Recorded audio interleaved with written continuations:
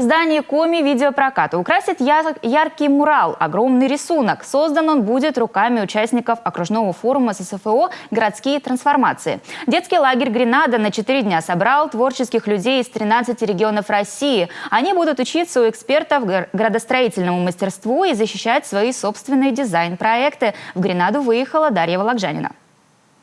Что такое тактический урбанизм и как с его помощью может преобразиться наша республика? Об этом в эти дни говорят в Гренаде. Коми на несколько дней стала местом притяжения сотни молодых активистов, архитекторов, художников со всей России. Для них образовательная программа, создание арт-объектов и разработка концепции благоустройства.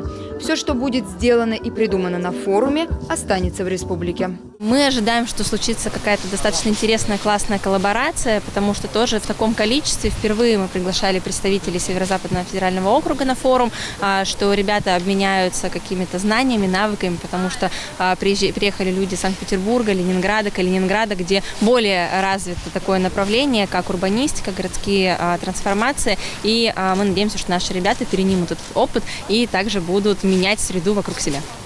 Всего 6 команд, у каждой свое направление и много идей. Они будут обучаться у самых топовых экспертов, делиться с ними своими проектами и, конечно, работать над ошибками. Будем, на самом деле, если простым языком сказать, ребят учить, как не ждать каких-то больших, не знаю, там, изменений, а как можно с помощью социального проектирования менять среду вокруг себя.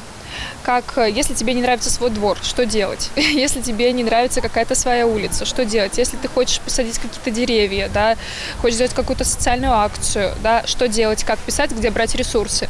Мы их научим, как вот эти проекты развития территории упаковывать. Образовательная программа включает в себя 3 трека. Первый – интерьер. В рамках него будет разработан проект молодежного пространства в Печоре.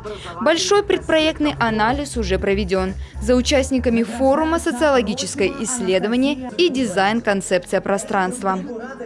Проект сосредоточен на то, чтобы создать сначала сам центр, потому что волонтеры-то у нас пока набраны, и даже на базе техникума у нас создан волонтерский центр.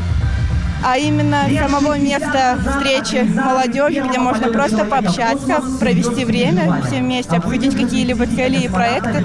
Такого места, к сожалению, пока у нас нет. Второй трек – «Экстерьер». Участники этого направления отправятся наводить красоту в Сыктывкар. На фасаде здания Коми видеопроката появится мурал. Что на нем будет изображено, пока неизвестно. Будут созданы и малые архитектурные формы. Они украсят финно-угорский этнопарк.